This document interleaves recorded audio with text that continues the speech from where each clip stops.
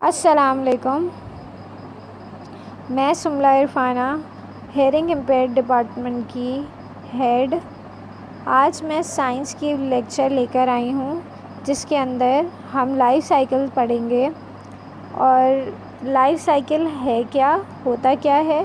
Life cycle is the stages an organism or the living things goes through during its life. The stages from a cycle that repeats again and again. इस बात का क्या मतलब हुआ कि हमारे पास stages organisms की, जो कि ऑर्गेनिज़म जो छोटी छोटी चीज़ें होती हैं जिनका हमने पढ़ा था, इसके अलावा हमारे पास लिविंग थिंग्स हो गई। जितनी भी जानदार चीज़ें हैं वो अपनी ज़िंदगी के दौरान जितनी स्टेजेस से गुज़रती हैं उनको हम लाइफ साइकिल कहते हैं। और ये लाइफ साइकिल बार बार रिपीट होता है हमारी ज़िंदगी में। अच्छा, अभी हम प्लांट की लाइफ साइकिल पढ़ेंगे। तो इसमें सबसे पहले क्या होता है, how does the life cycle of the plant begin. Most plant comes from seed.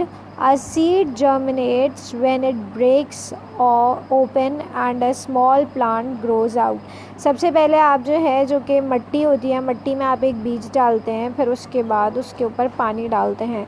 जब पानी डालने के बाद जो सीड है वो फूट के उसमें से एक छोटा सा प्लांट निकल आता है और फिर वो आगे ग्रो कर जाता है। उसके बाद ग्रो करने के बाद हमारे पास किस में तब्दील हो जाता है, फिर वो एक बड़े प्लांट में तब्दील होने के बाद वो फ्लावर्स बन जाते हैं। उसके अंदर फ्लावर क्या है, flower is the part of some plant when they become adult. कुछ प्लांट्स के अंदर ऐसी खुसूसियत होती है कि वो प्लांट्स के अंदर फ्लावर्स ग्रो होते हैं। The flower enables them to reproduce, make more plants similar to them. Reproduce का क्या मतलब है, प्लांट्स के थ्रू जो फ्लावर होते हैं उसके थ्रू ही जो है हमारे पास आगे डिफरेंट और दूसरे उसी के जैसे सिमिलर प्लांट्स बनते हैं। इसी के बाद हमारे पास क्या आता है, फ्लावर के अंदर मेल और फीमेल पार्ट दोनों इन्वॉल्व हुआ होता है रिप्रोडक्शन के अंदर। जैसे कि आपने देखा यहाँ पे ये पिक्चर के थ्रू आप देख सकते हैं।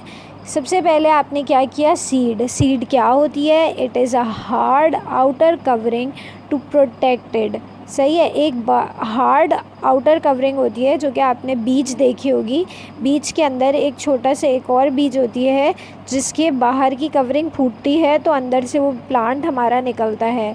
इसके बाद हमारे पास सीडलिंग क्या होता है, the new tiny plant that comes out of the seed. एक छोटा सा जो प्लांट होता है जो सीड के बाहर निकलता है उसको हम क्या कहते हैं, सीडलिंग कहते हैं। उसके बाद वो एक अडल्ट प्लांट में कन्वर्ट हो जाता है जिसके अंदर हमारे पास सीडलिंग ग्रो होती है और एक बड़े से प्लांट में कन्वर्ट हो जाती है। इसके बाद हमारे पास फ्रूट क्या होता है, फ्लावर्स गिर जाते हैं और फ्लावर्स की जगह हमारे पास प्लांट्स निकल आते हैं। उस प्लांट के अंदर वो फ्लावर किस में कन्वर्ट हो जाते हैं, हमारे पास फ्रूट्स में कन्वर्ट हो जाते हैं, जिसके अंदर जो फ्रूट होते हैं वो हमारे पास क्या होल्ड करी होती है, उसके अंदर हमारे पास सीड प्रेजेंट होती है।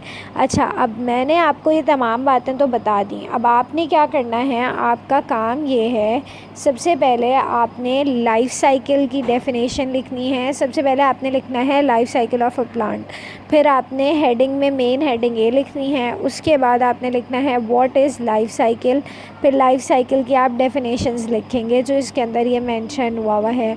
और इसके बाद जो है ये जो डायग्राम बनी हुई है आपको ये भी बनानी है इसके साथ, जो ये डायग्राम बनी हुई है। इसके बाद आपने क्या लिखना है, दूसरा सवाल लिखना है, how does the life cycle of the plant begin.